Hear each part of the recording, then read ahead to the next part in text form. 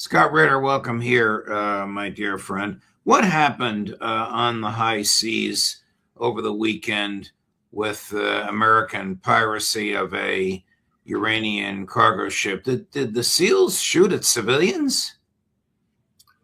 Well, my understanding is that there was a Iranian cargo ship was making transit out of the Strait of Hormuz into the Gulf there, and in accordance with the agreement that was reached between the United States and Iran in Islamabad about the ceasefire, and an illegal American blockade that has no legitimacy under international law and is a complete violation of the ceasefire agreement.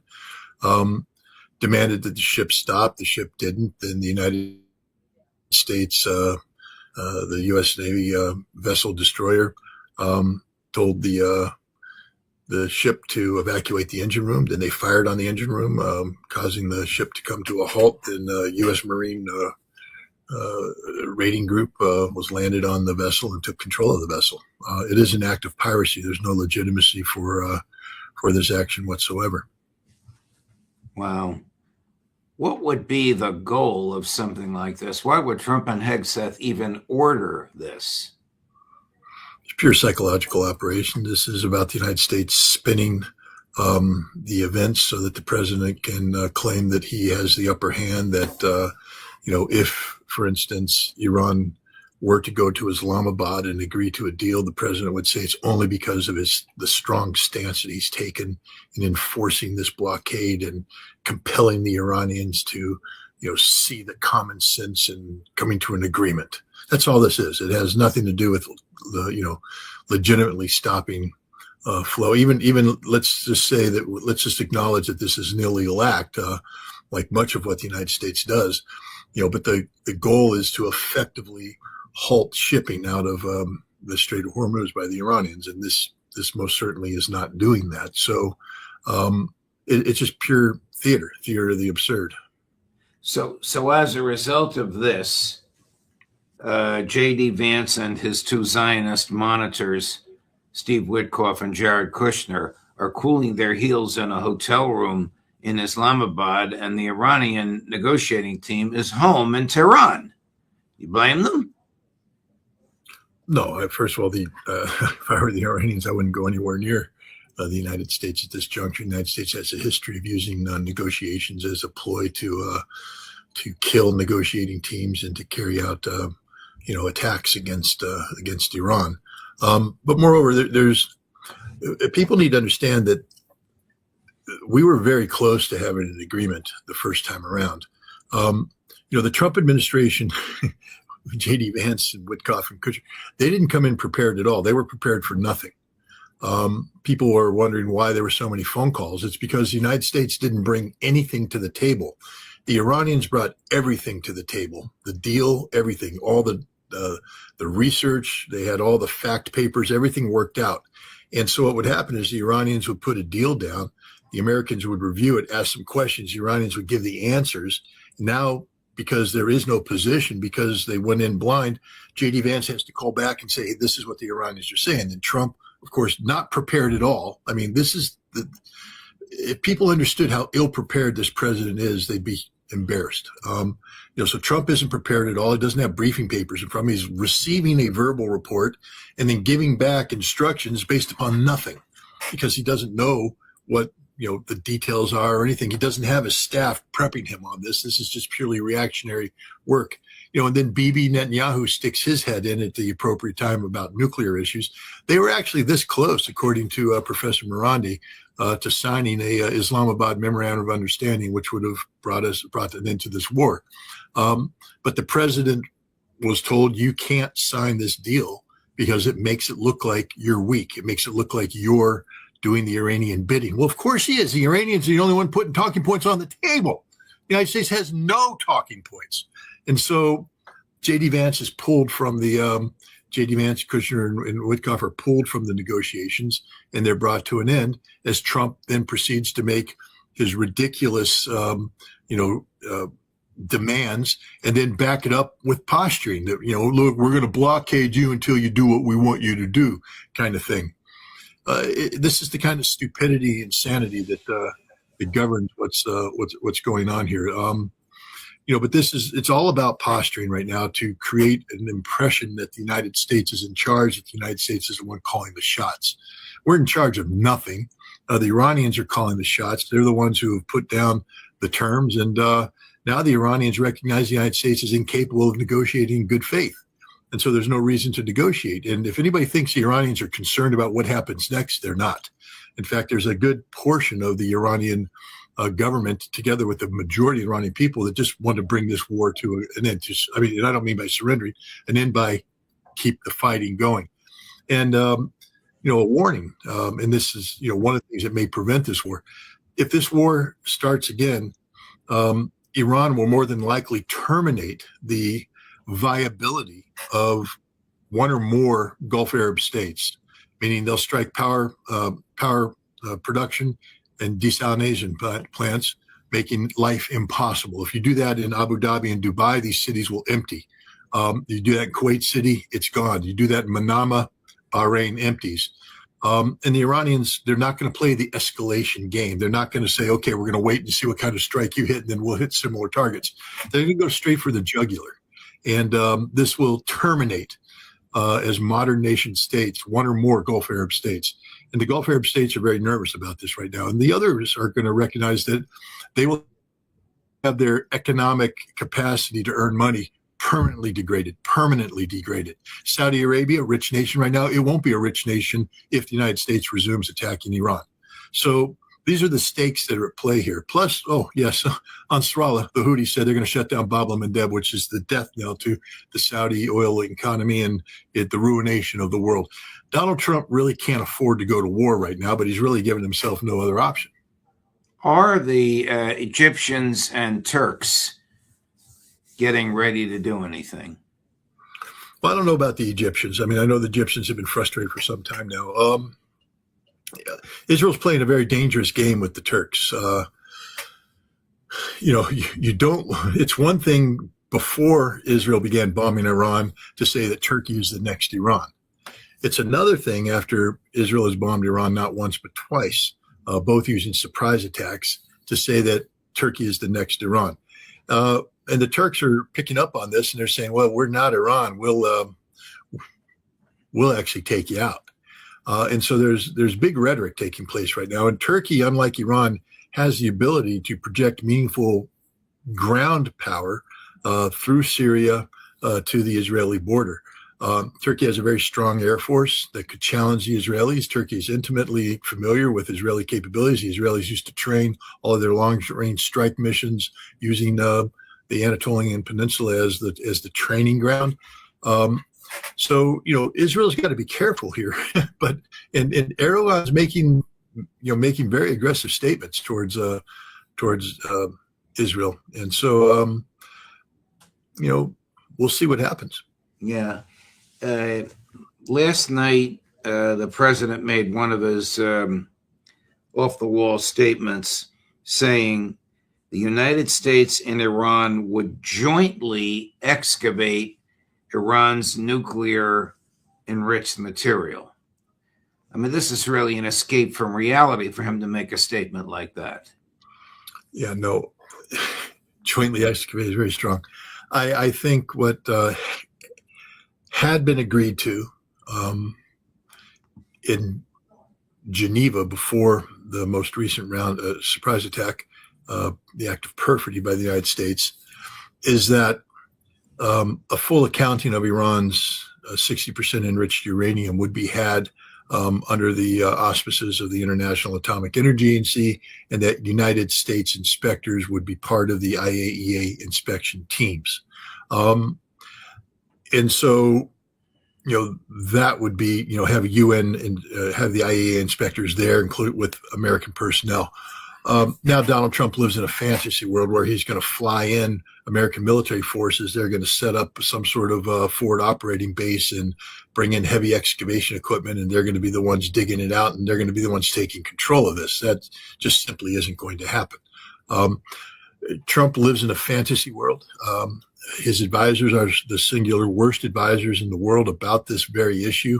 And he's just setting himself up for defeat and frustration because Iran will not buckle. I think he's getting word from people, Hegseth and others, that we did so much damage to Iran that the Iranians have no choice but to cave. They can't afford to continue. Let me set the record straight. We did no damage to Iran. None. Zero.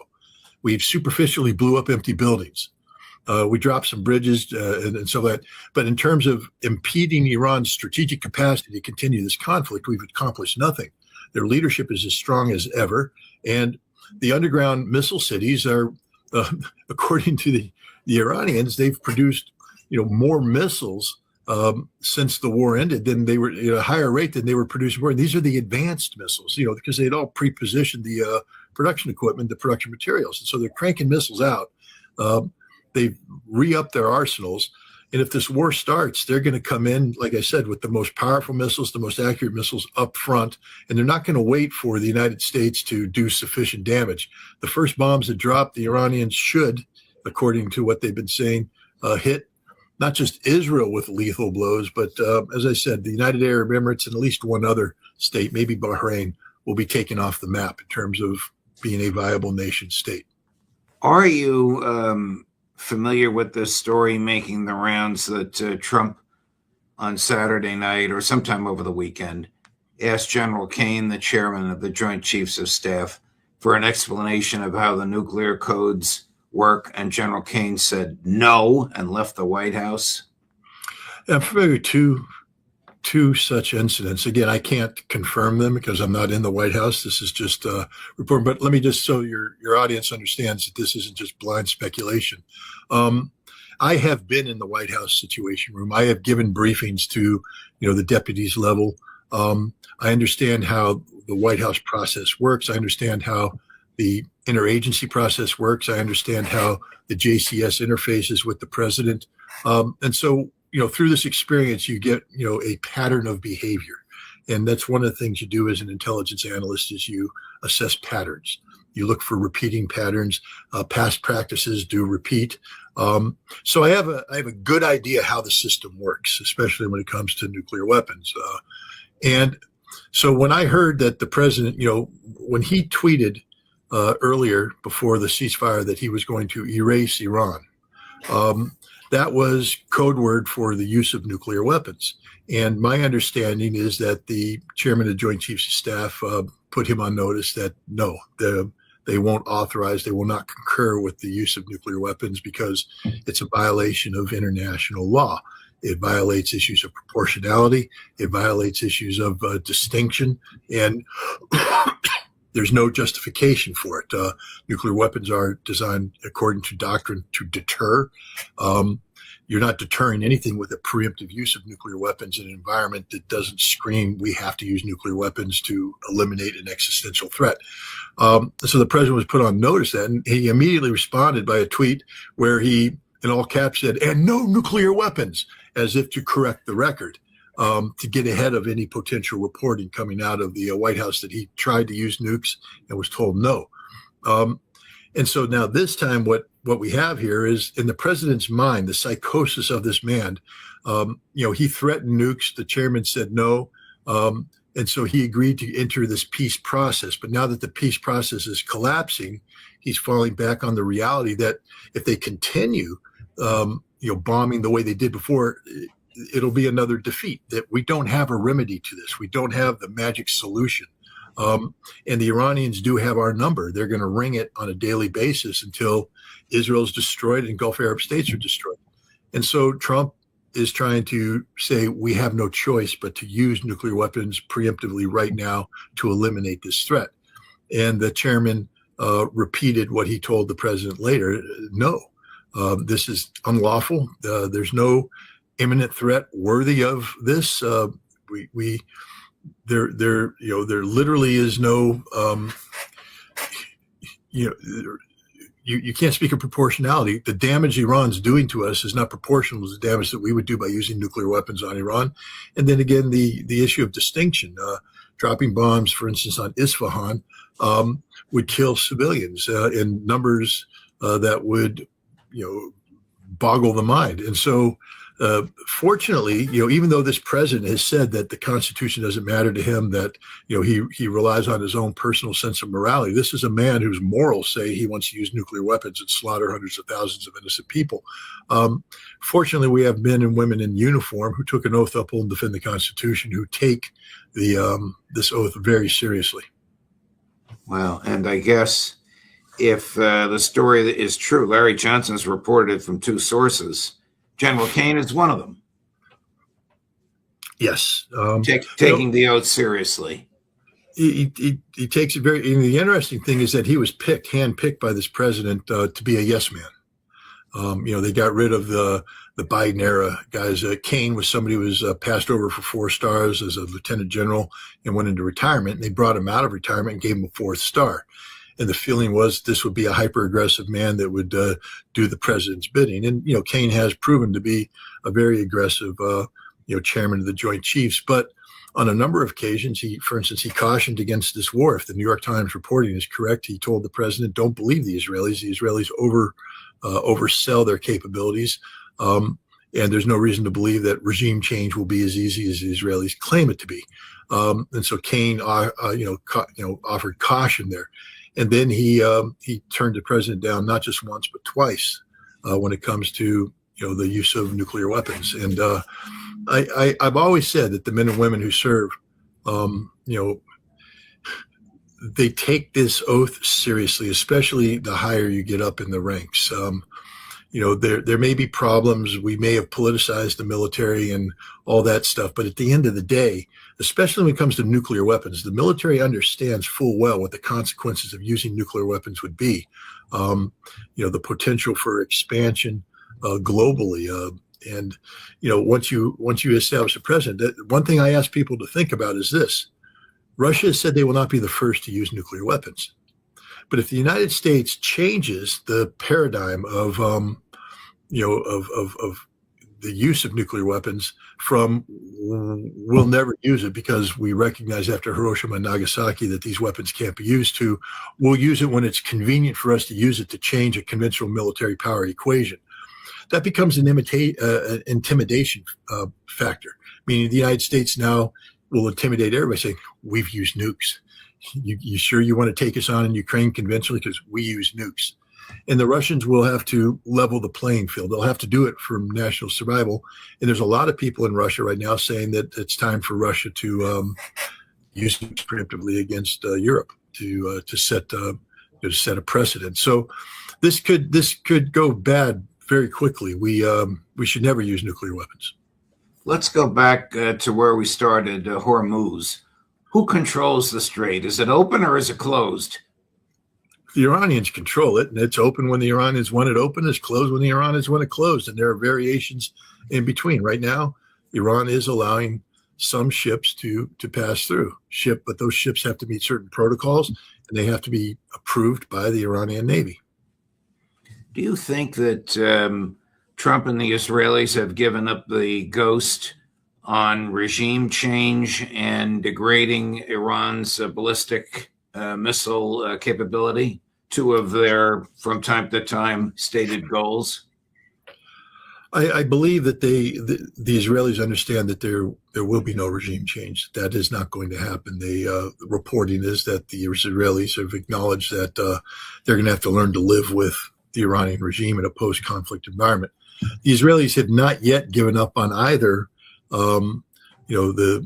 degrading Iran's nuclear capacity and degrading Iran's ballistic missile capacity. They believe if they continue this conflict that eventually, they'll be able to find the right combination of strikes to do this. I believe they're wrong, and I believe many people in the Pentagon believe that they're wrong. But, there are those, and unfortunately one of them is named Pete Hegseth, who believe that by continuing this conflict, the United States will be able to do what we couldn't do in the first 40 days of this conflict, which is to degrade Iran's ballistic missile and drone launch capabilities. Here's a 2-bit political hack masquerading as the U.S. ambassador to the United Nations, arguing on one of the talk shows that destroying power plants and bridges is not a war crime. I guess in his own mind, he could have added grammar schools for girls. Chris, cut number 4. talking about? The Revolutionary Guard runs a bridge.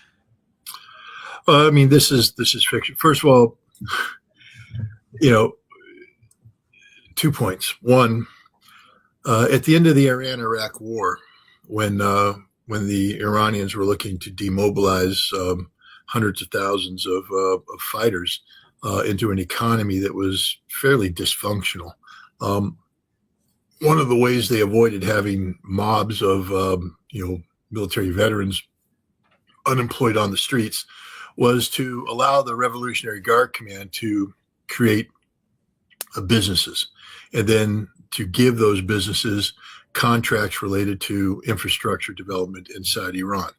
And so many of the companies and industries that build roads, that build bridges, et cetera, are run by the IRGC. Just because an IRGC company builds something doesn't mean that it has a military capacity. It's just a unique feature of post-war Iran. Two, and perhaps more importantly, if you were going to make the argument that a bridge had military capabilities, you would have dropped that bridge already. We targeted bridges that had genuine military capabilities. If you were going to strike a dual use power generation capacity, one that was providing power to, say, a military factory or a military installation, we would have bombed that already. But here we are, after 40 days of incessant bombardment, being told that suddenly there's a new list of relevant targets. There aren't. There's just a new list of targets of bridges and power plants that have nothing to do with Iranian defense industry and everything to do with the civilian population. And this is the war crime. In a trial, I would just simply ask, why did you bomb this? Why didn't you bomb this in the first 40 days? It was so essential to military victory. I mean, you're hitting 1,000 targets a day, according to Pete Hegseth, 1,000 points on the ground. Why didn't you factor in these targets in that if they're so essential? And the answer is because they were civilian targets, and you knew it, and that's why they were excluded. And now you want to put them on, which means that this is collective punishment. It has nothing to do with the legitimate degradation of a target that has dual use capacity. So this is a war criminal regime, and sadly, the military, if they go along with this target deck, is committing war crimes. Trump said about 15 minutes ago that the ceasefire is over on Wednesday and the war will resume.